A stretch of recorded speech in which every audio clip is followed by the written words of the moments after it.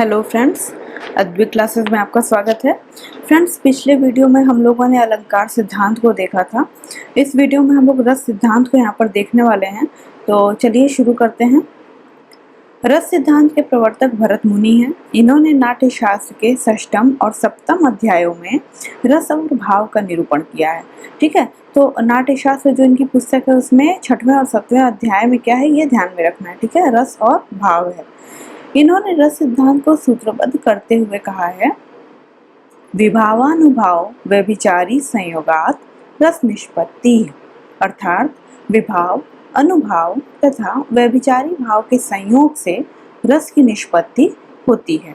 ठीक है, तो फ्रेंड्स यहाँ पर इस लाइन को समझने के लिए विभाव, अनुभाव और व्यभिचारी भाव पता होना चाहिए। ये काफ़ी विस्तृत जो है प्रकरण है, इस पर हम लोग अलग से वीडियो देखेंगे। बस यहाँ पर शॉर्ट में मैं आप लोग को बता रही हूँ। जो विभाव होते हैं वो विभाव जो होता है वो दरअसल क्या होता है, रसानुभूति का एक कारण होता है। ठीक है, रसानुभूति किसको हो रही है, जिसको भी हो रही है वो आश्रय है। जैसे अगर हम लोग उदाहरण के लिए नायक नायिका को अगर ले लें, तो नायक को अगर रसानुभूति हो रही है, उसमें अगर रति भावना जागृत हो रही है, तो नायक हो गया आश्रय। ठीक है, किसकी वजह से हो रही है, नायिका की वजह से हो रही है, तो वो हो गई आलंबन विभाव। ठीक है, देखिए विभाव दो प्रकार के होते हैं, आलंबन विभाव और उद्दीपन विभाव। तो आलंबन विभाव हो गया जो मुख्य व्यक्ति है, ठीक है, जिसकी वजह से आश्रय के भीतर रस जागृत हो रहा है, वो आलंबन विभाव हो गया। और उद्दीपन जैसा कि नाम से ही पता चल रहा है, जो उसको और उद्दीप्त कर दे और बढ़ा दे। अर्थात अगर नायक नायिका की बात की जाए तो एकांत होना, अच्छा मौसम होना, ये सारी चीज़ें जो है रति भाव को बढ़ावा दे सकती हैं। तो यहाँ पर ये चीज़ें उद्दीपन विभाव के अंतर्गत आएंगी। इसी प्रकार से एक दूसरा उदाहरण समझिए, अगर राजा हैं और उनके शत्रु राजा हैं, तो राजा हो गए आश्रय और शत्रु राजा हो गए यहाँ पर आलंबन विभाव, और जो रण क्षेत्र का जो माहौल है वो हो गया उद्दीपन विभाव। ठीक है, तो विभाव यहाँ से समझ में आ गया होगा आप लोग को। अनुभाव, तो अनुभाव क्या होता है, जो आश्रय होता है ना, जिसके मन में भाव जागृत होता है, जब भी किसी भी व्यक्ति के मन में कोई भी किसी प्रकार की भावना जागृत होती है, किसी भी प्रकार की, चाहे रति भाव ले लीजिए, चाहे क्रोध एक भाव है वो ले लीजिए, तो क्या होता है कि शरीर में भी उस प्रकार से व्यक्ति के जो उसका प्रभाव है वो दिखाई देना शुरू हो जाता है। तो अनुभाव जो होता है वो दो प्रकार का होता है, एक तो सात्विक होता है और एक कायिक होता है। तो जो सात्विक अनुभव क्या होता है, जो अपने आप से हो रहा हो, जिसको करने में व्यक्ति का कुछ हाथ ना हो, जैसे कि क्रोध आने पर उसका मुंह लाल हो जाना, बिल्कुल गुस्से से वो कांपने लगा, तो ये सारी चीज़ें वो अपने अंदर ऑटोमेटिकली हो रही हैं। तो ये सारी जो चीज़ें हैं वो सात्विक के अंतर्गत आएंगी। और कायिक, कायिक अर्थात काया से संबंधित है, जो व्यक्ति आगे बढ़ करके स्वयं से करता है, जैसे क्रोध आने पर सामने वाले को उठ करके मारने का प्रयत्न करना, इस तरीके की चीज़ें जो अपने शरीर से व्यक्ति करता है वो आ जाएगा कायिक अनुभाव के अंतर्गत। ठीक है, तो अनुभाव भी हो गया सात्विक और कायिक, तो ये हो गया अनुभाव। और व्यभिचारी भाव जो होते हैं वो इनको ही संचारी भाव भी कहते हैं, जो कि नाना रूपों में जो है विचरण करते रहते हैं जो रसों में। ठीक है, तो इनकी जो संख्या होती है वो 33 होती है, काफ़ी ज़्यादा है। तो ये जो है एक स्थिर भाव नहीं होता है, एक भाव से दूसरे भाव में संचरण होता रहता है, इसलिए इसको व्यभिचारी भाव को ही संचारी भाव भी कहते हैं। तो यहाँ पर ये हम लोगों ने शॉर्ट में देख लिया। आगे चलिए देखते हैं। रस सूत्र के व्याख्याता आचार्य भरत मुनि के रस सूत्र में आए संयोग और निष्पत्ति शब्द की व्याख्या जिन चार आचार्यों ने की, उन्हें रस सूत्र का व्याख्याता आचार्य कहा जाता है। और इनके नाम हैं भट्टलोलट, आचार्य शंकुक, भट्टनायक और आचार्य अभिनवगुप्त। कई बार फ्रेंड्स देखिए इन चारों को क्रम से लगाने के लिए दे देता है। ठीक है, तो इनको ध्यान में रखना है और इसको याद करने का आसान सा ट्रिक है, यहाँ से लो शब्द ले लीजिए, यहाँ से श ले लीजिए और यहाँ से न ले लीजिए, तो बनता है लोशन। ठीक है, तो लोशन हो गया और लास्ट में अभिनवगुप्त है। ठीक, तो सबसे पहले आते हैं भट्टलोलट, इनको देखते हैं। भट्टलोलट का जो मत है वो उत्पत्तिवाद या आरोपवाद कहा जाता है। तो ये भी प्रश्न बनता है कि उत्पत्तिवाद जो है किसका मत है, या मिलान करने वाला प्रश्न में दे देता है आरोपवाद। ठीक है, तो इसको ध्यान में रखना है। तो इसको भी याद रखने का एक छोटा सा ट्रिक है कि लो भाई उत्पत्ति हो गई। ठीक है, दिमाग में बैठा लीजिए कि लो भाई उत्पत्ति हो गई, किसी की भी उत्पत्ति हो गई और उत्पत्ति होते ही आरोप लग गया। ठीक, तो इस तरीके से याद हो जाएगा कि लोलट का जो है उत्पत्तिवाद है और इसको यारोपवाद भी कहा जाता है।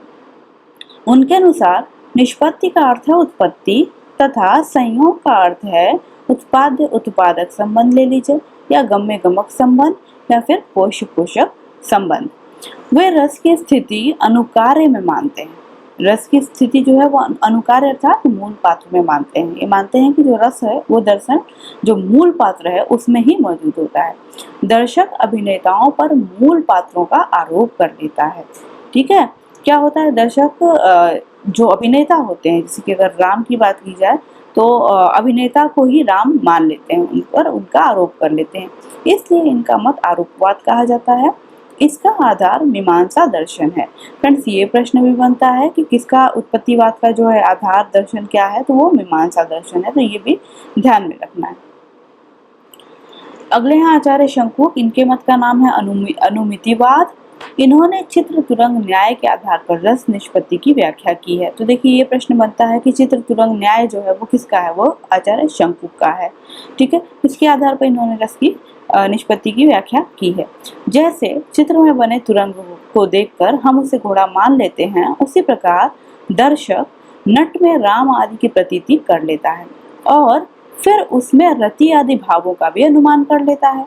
शंकु के अनुसार संयोग का अर्थ है अनुमान और निष्पत्ति का अर्थ है अनुमिति, और इसका आधार न्याय दर्शन है। तो ये बात भी ध्यान रखनी है कि इसका जो आधार है वो न्याय दर्शन है। ठीक है, तो फ्रेंड्स ये समझ में आ गया होगा, सिंपल सा है कि इसमें क्या होता है कि जो जैसे कि चित्र में बना हुआ घोड़ा है उसको असली का मान लिया जाता है, इसको घोड़ा मान लेते हैं। उसी प्रकार से कि जब भी नट अर्थात अभिनेता में जो राम की प्रतीति कर लेता है, अर्थात उसको ही राम मान लेता है और फिर उसके जो भाव हैं उसका भी अनुमान कर लेता है। ठीक है, तो ऐसा होता है जब भी हम कोई नाटक देखते हैं तो ये सारी चीज़ें तो साक्षात ही इंसान महसूस किया होता है, तो ये आसान समझना। आगे हैं भट्टनायक, इनके मत को भुक्तिवाद कहा जाता है। ये याद करना आसान है, भट्टनायक भुक्तिवाद। रस निष्पत्ति में इनका सबसे बड़ा योगदान साधारणीकरण का सिद्धांत है। तो ये प्रश्न बनता है साधारणीकरण का सिद्धांत किसका है, तो ये भट्टनायक का है। ठीक है, भावकत्व व्यापार को वे साधारणीकरण कहते हैं। अब भावकत्व व्यापार क्या है? भावकत्व व्यापार अर्थात अपने और पराये की भावना से मुक्त होना। ठीक है, अपने पराये की भावना समाप्त हो जाए उसको ही भावकत्व व्यापार कहते हैं और उसको ही वे साधारणीकरण मानते हैं। तथा इस व्यापार से विभावादी अपने पराये की भावना से मुक्त होकर सामान्यकृत हो जाते हैं। इनके अनुसार संयोग का अर्थ है भोज्य भोजक संबंध तथा निष्पत्ति का अर्थ है भुक्ति। फ्रेंड्स देखिए, इस तरीके के प्रश्न देखे तो नहीं है मैंने कि कभी ऐसा आया हो कि जैसे भोज्य भोजक संबंध किसने माना है, संयोग का अर्थ भोज्य भोजक संबंध किसने माना है, या फिर निष्पत्ति का अर्थ भुक्ति किसने माना है। तो इस तरीके के प्रश्न हो सकता है कि कभी बनाए जाए, कोई कठिन प्रश्न बनाए जाते हैं पेपर में, तो उनमें से ही कभी ऐसा प्रश्न बनाया जा सकता है। ठीक है, और इसका जो आधार है वो सांख्य दर्शन है। यहाँ पर संख्य टाइप हो गया है बट यहाँ पर सांख्य होगा, सांख्य दर्शन है।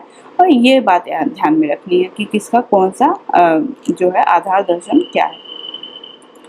भट्टनायक ने विभावादि को भोजक यानी कि भावक और रस को भोज्य यानी कि भाव्य माना है।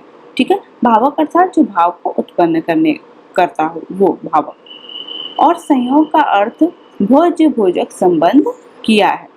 उनके अनुसार निष्पत्ति का अर्थ है भुक्ति। वे काव्य में अभिधा के अतिरिक्त भावकत्व और भोजकत्व दो व्यापार और मानते हैं।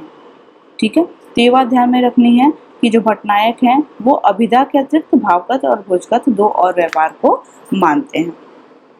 अभिधा के द्वारा शब्द से अर्थ की प्रतीति होती है। ठीक है, तो ये तो बिल्कुल सिंपल है। जो अभिधा शब्द शक्ति होती है उससे क्या होता है, जो भी शब्द रहता है उससे सीधे सीधे अर्थ की प्रतीति होती है। भावकत्व व्यापार के द्वारा मूल ऐतिहासिक पात्र रामादि अपने ऐतिहासिक और व्यक्तिगत विशेषताओं को छोड़कर सामान्य या फिर साधारणीकृत हो जाते हैं। अर्थात राम और सीता, दशरथ नंदन और जनक नंदिनी न रहकर सामान्य नायक नायिका मात्र हो जाते हैं। और भोजकत्व व्यापार के द्वारा प्रेक्षक रस का भोग करता है।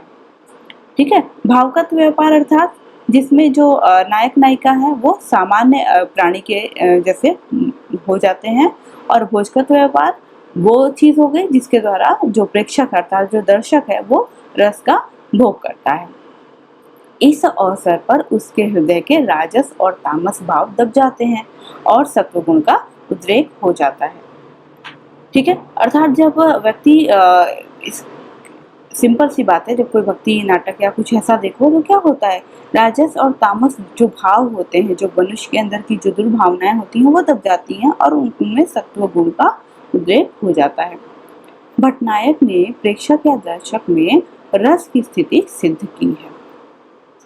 भट्टनायक ने भावगत्व व्यापार की कल्पना करके साधारणीकरण के सिद्धांत का प्रतिपादन किया है। तो यानी कि साधारणीकरण का जो सिद्धांत है उसका जो मूल आधार क्या है, वो भावगत्व व्यापार ही उसका मूल आधार है, और उसके ही माध्यम से साधारणीकरण के सिद्धांत का प्रतिपादन किया गया है। आगे चलकर भावगत्व व्यापार को न मानने वाले आचार्यों ने भी साधारणीकरण व्यापार को स्वीकार किया है। आचार्य अभिनवगुप्त का मत अभिव्यक्तिवाद कहा जाता है। ठीक है, ये भी आसान है याद रखना। इसका आधार जो है वो शैव दर्शन है, ये इंपॉर्टेंट है। इसका आधार जो है वो शैव दर्शन है। वे रस को व्यंजना का व्यापार मानते हैं। ठीक है, रस को कैसा व्यापार मानते हैं, व्यंजना का व्यापार। यानी कि रस क्या है, दरअसल व्यंजना अर्थात ऐसे शब्द जो भावों को प्रकट करते हैं। ठीक है, ऐसे शब्द जो भावों को प्रकट करते हैं। तो रस क्या है, जो जिस तरीके के शब्द इंसान पढ़ता है उस प्रकार के भाव उसके मन में जागृत हो जाते हैं। जैसे जल के छींटे देने से मिट्टी में व्याप्त गंध व्यक्त हो जाती है, उसी प्रकार सहृदय में वासना रूप में निरंतर विद्यमान स्थायी भाव विभावादि के संयोग से अभिव्यक्त हो जाते हैं। वे रस की सत्ता आत्मगत मानते हैं। क्या होता है, इनका कहना यह है कि जो मनुष्य के मन में सारे प्रकार की भावना पहले से ही विद्यमान रहती है, और जब उसमें जो जो व्यंजना की बात यहाँ पर की जा रही है, ऐसे शब्दों का प्रयोग जिसके माध्यम से व्यक्ति के अंदर किसी विशेष रस को उत्पन्न कर देना। ठीक है, तो वो चीज यहाँ पर होती है, लेकिन वो जो सारी भावनाएं हैं वो पहले से ही मन में रहती हैं व्यक्ति के। और ये क्या कह रहे हैं, वे रस की सत्ता को आत्मगत मानते हैं। ठीक है, यानी रस जो है वो मनुष्य के अंदर स्वयं ही विद्यमान है। आचार्य अभिनवगुप्त ने संयोग का अर्थ व्यंग व्यंजक संबंध माना है। ठीक है, तो फ्रेंड्स व्यंग का एक अर्थ ध्वनि भी होता है, और व्यंजक अर्थात ऐसे शब्द जिनसे भाव उत्पन्न हो। ठीक है, तो यहाँ पर ये संयोग का अर्थ क्या मान रहे हैं, व्यंग व्यंजक संबंध मानते हैं। उनके अनुसार निष्पत्ति का तात्पर्य है अभिव्यक्ति, विभावादि व्यंजक है और रस व्यंग है। अभिनवगुप्त ने भावगत्व और भोजकत्व शक्तियों को निराधार मानकर अस्वीकार कर दिया। उनके अनुसार लक्षणा और व्यंजना शक्तियों से विभावन या साधारणीकरण हो जाता है। तो अभिनवगुप्त क्या कर रहे हैं, जो भावगत्व और भोजकत्व शक्तियां हैं उसको नहीं मानते हैं, वो लक्षणा और व्यंजना को महत्व देते हैं। अभिनवगुप्त के अनुसार प्रत्येक प्रेक्षक या पाठक में प्रेम, शोक, क्रोध आदि भाव संस्कार या वासना रूप में सदा विद्यमान रहते हैं। विभावादि को देखकर ये भाव जागृत हो जाते हैं। ठीक है, विभावादि अर्थात जो मैंने बात की आलंबन विभाव और उद्दीपन विभाव की, तो उसको ही देख करके जो भी भाव होते हैं वो जागृत हो जाते हैं। तो ये सत्य भी है। सबसे पहले रंगमंच के वातावरण को देखकर या काव्य में संश्लिष्ट वर्णन को पढ़कर प्रेक्षक या पाठक की कल्पना में पात्र और स्थितियों का विशेषत्व समाप्त होने लगता है, और उसके बाद अंतःकरण में स्थित स्थायी भाव साधारणीकृत होकर जागृत हो जाते हैं। यानी क्या होता है, जब भी हम लोग किसी पुस्तक को पढ़ते हैं तो जो शुरू में वर्णन है उसको ही पढ़ करके किस प्रकार का पात्र होगा, कैसी स्थितियां होंगी, थोड़ा बहुत अनुमान लग जाता है, और जो भी हृदय में जो भाव होते हैं मनुष्य उसमें से ही कोई एक भाव निकल करके बाहर आने लगता है। ठीक है, सहृदय साधारणीकृत स्थायी भावों का ही रस रूप में आस्वादन करता है। यानी जो मनुष्य के हृदय में जो भाव पहले से ही मौजूद होते हैं, उनमें से ही कोई भाव जो है वो निकल कर के बाहर आते हैं और उसका ही रस रूप में व्यक्ति आस्वादन करने लगता है। यानी कि अगर कुछ ऐसी ऐसी चीज़ें हम लोग पढ़ते हैं तो जिसमें क्रोध की भावना जागृत हो, तो उस तरीके की भावना आने लगती है मन में। तो ये चीज़ यहाँ पर कही जा रही है। अभिनव गुप्त के बाद रस के महत्व का प्रतिपादन मम्मट, धनंजय, विश्वनाथ, पंडितराज जगन्नाथ आदि आचार्यों ने किया। इस चिंतन क्रम में कोई मौलिक स्थापना नहीं हुई। यह मान लिया गया कि रस का आस्वादन सहृदय ही करते हैं। आधुनिक काल में साधारणीकरण के प्रश्न पर पर्याप्त विचार मंथन हुआ है, किंतु घूम फिरकर अभिनवगुप्त की व्याख्या को ही स्वीकार किया गया है। जहाँ तक रस को काव्य की आत्मा मानने का प्रश्न है, अब यह मान्यता विवादास्पद हो गई है। यानी कि रस को काव्य की आत्मा का स्थान नहीं दिया जा रहा है। नई कविता के संदर्भ में विचार करते हुए अधिकांश विद्वानों ने रस की स्थिति को अस्वीकार किया है। अब कविता पढ़कर पाठक का चित्त संविश्रांत की स्थिति में नहीं आता।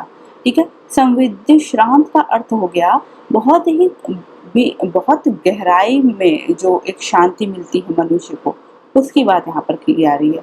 ठीक है, तो ऐसा अब नहीं होता है, बल्कि उसमें क्षोभ और उद्वेलन होता है। ठीक है, तो फ्रेंड्स ये देखिए, ये बात सही भी है। पहले क्या होता था कि पहले जो कविता लिखी जाती थी वो किसी न किसी एक रस को ध्यान में रख करके, कि व्यक्ति जब पढ़ेगा तो उसके मन में इस प्रकार के रस की भावना जागृत होगी, ऐसा इसको जो है ध्यान में रख करके लिखा जाता था।